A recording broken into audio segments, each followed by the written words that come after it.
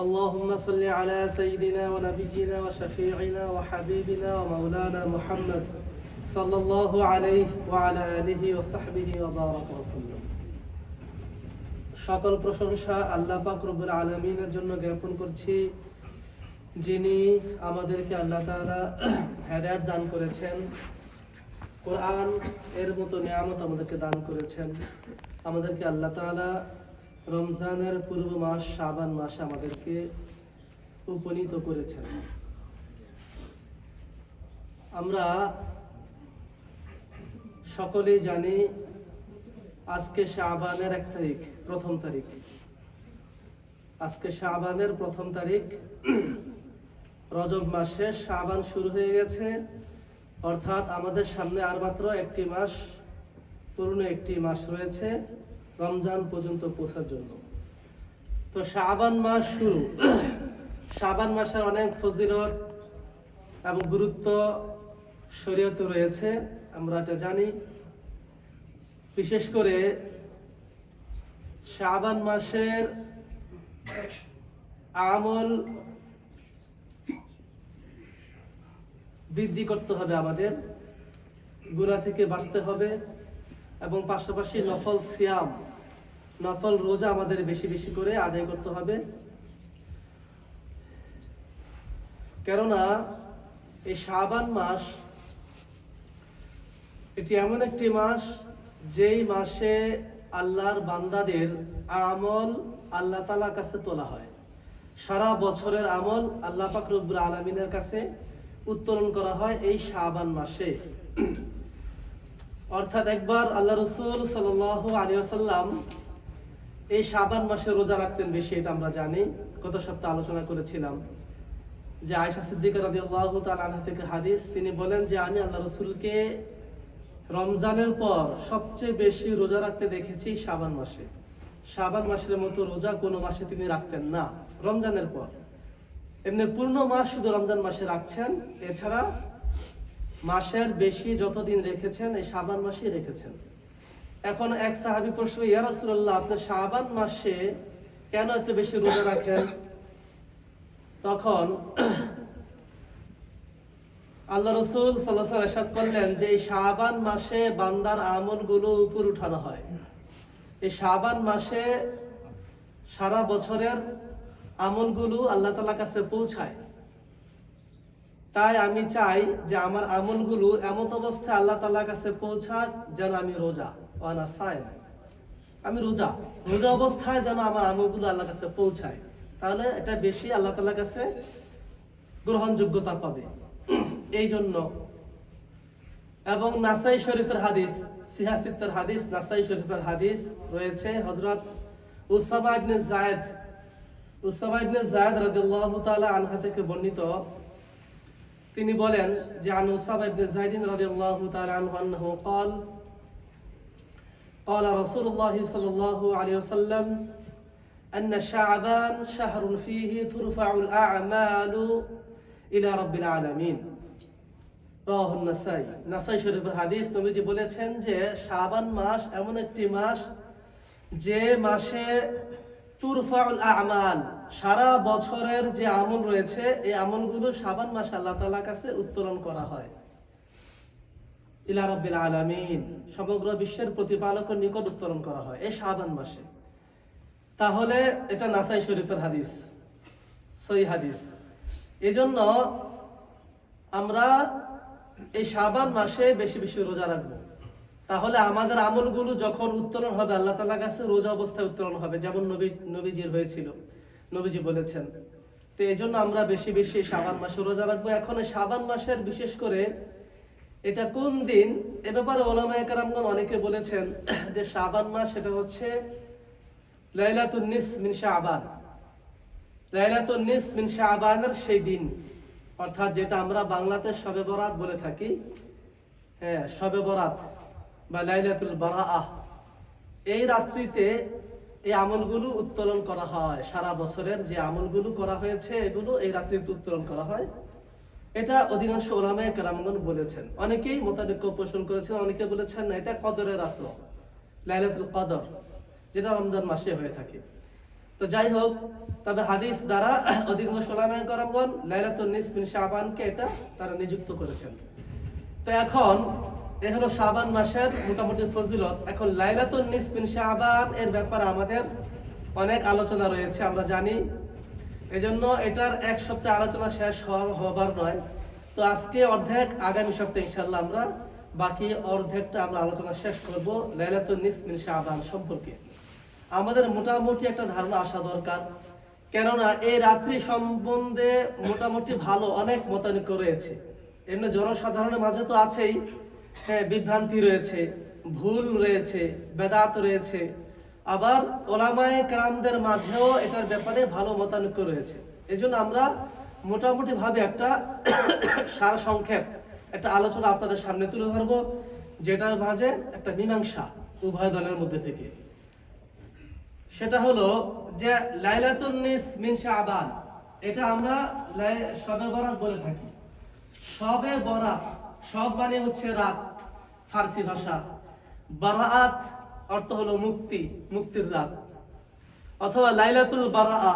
তো লাইলা মানে রাত, এটা আরবি শব্দ, আর বারাআত এটা হচ্ছে মুক্তি, একই অর্থ।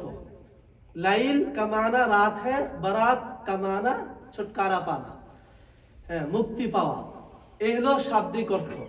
तो लाइलातुल बारात व शबे बारात ये दोनों हदीस में मौजूद नहीं है इस नाम पर।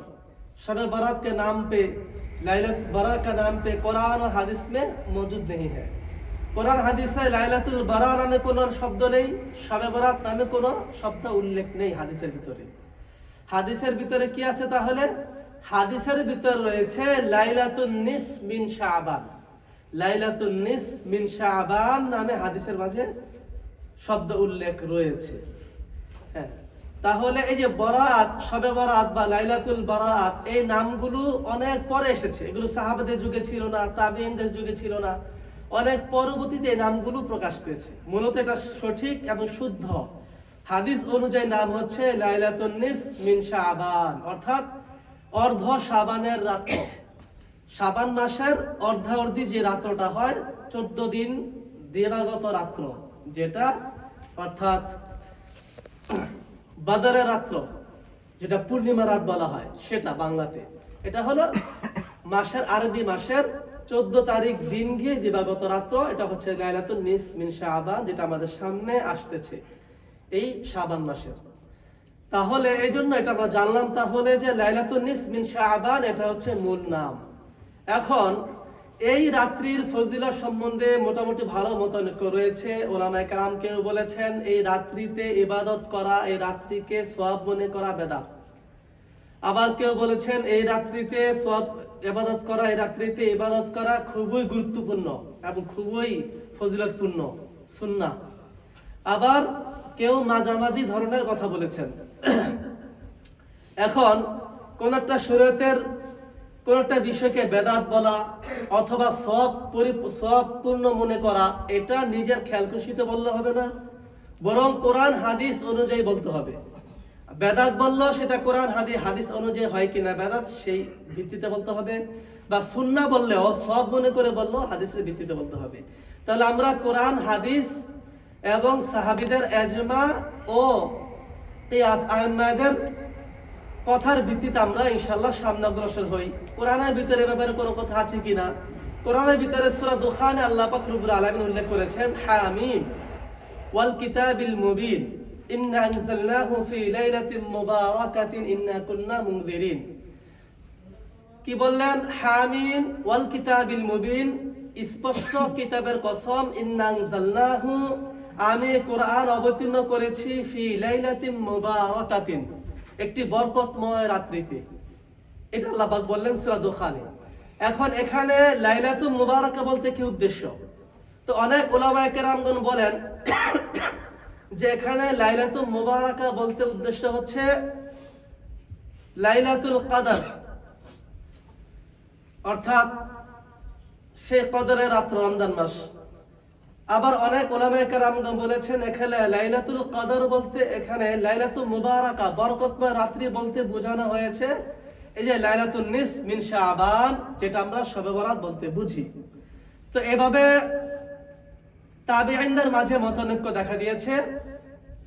ইকরামা রাহিমাহুল্লাহু তাআলা তিনি এটাকে লাইলাতুন নিসফ মিন শাবান বলে সম্বোধন করেছেন, যে আল্লাহ পাকের উদ্দেশ্য শবে বরাত, লাইলাতুল বারাআহ, লাইলাতুন নিসফ মিন শাবান এখানে উদ্দেশ্য। আর বাকি মুজাহিদ আর অনেক উলামায়ে কেরামগণ তারা বলেছেন যে না, এখানে উদ্দেশ্য হলো লাইলাতুল কদর। তবে এখানে সহিহ এবং অধিকাংশ উলামায়ে কেরামের মতানৈক্য এটি বোঝা যায়, লাইলাতুল মুবারাকা দ্বারা উদ্দেশ্য হচ্ছে শবে বরাত নয়, লাইলাতুন নিসফ মিন শাবান নয়, বরং উদ্দেশ্য হলো লাইলাতুল কদর। কদর এখানে উদ্দেশ্য, বরাত না। এটা উলামায়ে কেরামগণ বলেছেন। अक्सर उलमा किराम ये बोला कि लैलतुल मुबारका से मुराद अल्लाह ताला इधर शब बरात नहीं है, लैलतुल निस्फ मिन शाबान नहीं है, बल्कि लैलतुल कदर है। और इकरमा रज़ियल्लाहु ताला अन्हु जो है वो इरशाद फरमा रहे हैं कि अल्लाह ताला जो सूरह दुखान में इरशाद फरमाया, इन्ना अंज़लनाहु, बेशक मैं कुरान नाजिल किया है फी लैलतुल मुबारका, एक बरकत वाली रात में। इससे मुराद कदर की रात है, क्योंकि अल्लाह ताला सूरह कदर में इरशाद फरमाया, इन्ना अंज़लनाहु फी लैलतिल कदर है, खल्लम खुला क्लियरली अल्लाह ताला इरशाद फरमाया कि सूरह कदर में कि मैं कुरान को नाजिल किया है कदर की रात में, जो रमजान में है। यह हम सब जानते हैं। तो इसलिए इस आयत से शब बारात व लैलतुन निस्फ मिन शाबान, इससे साफ ये जाहिर नहीं हुआ, बल्कि इससे ये साफ हुआ कि इससे मुराद कदर की रात है। तो कुरान से लैलतुन निस्फ मिन शाबान का ये सबूत नहीं हुआ, ये साबित नहीं है। তো এটা এর দ্বারা সাবিত হলো না লাইলাতুন নিসফ মিন শাবানের কোরআন অবতীর্ণ হওয়ার ব্যাপারটি, বরং কোরআন অবতীর্ণ হয়েছে কদর রাত্রিতে, এটাই সবাই একমত এবং সবাই ব্যাপারে একেবারে ঐক্যমত্য পোষণ করেছেন। তো যাই হোক, এখন এটা কোরআনের আয়াত গেল। এখন আমরা আসবো হাদিসের দ্বারা প্রমাণ হয় কিনা এ ব্যাপারে অনেক অসংখ্য হাদিস রয়েছে। হ্যাঁ, অসংখ্য হাদিস রয়েছে এই লাইলাতুন নিসফ মিন শাবানের ব্যাপারে। তবে অধিকাংশ হাদিস জয়ীফ, যে হাদিসগুলো তারা প্রমাণ করার পেশ করেছে সেগুলো অধিকাংশই জয়ীফ। হ্যাঁ, 2-3টা হাদিস রয়েছে যেগুলো সহিহ এবং হাসান। সহিহ এবং হাসান এরকম 2-3টা রয়েছে হাদিস, যে হাদিসগুলো ইনশাআল্লাহ আমরা আগামী সপ্তাহে আমরা এগুলো প্রমাণ পেশ করব। আগামী সপ্তাহে আমরা এটার ব্যাখ্যা দেব। আজকে আমাদের হাতে সময় নেই, যেহেতু এরপর সপ্তাহে আমাদের লাইলাতুন নিসফ মিন শাবান আমাদের সামনে আসতেছে। তা আগামী জুমাতে এটা আমরা ক্লিয়ার করব ইনশাআল্লাহ, এবং ইমামদের মতামতের ভিত্তিতে। আল্লাহ পাক আমাদের সবাইকে জাযায়ে খায়র দান করুন। আমিন। সুবহানাল্লাহি ওয়া বিহামদিহি।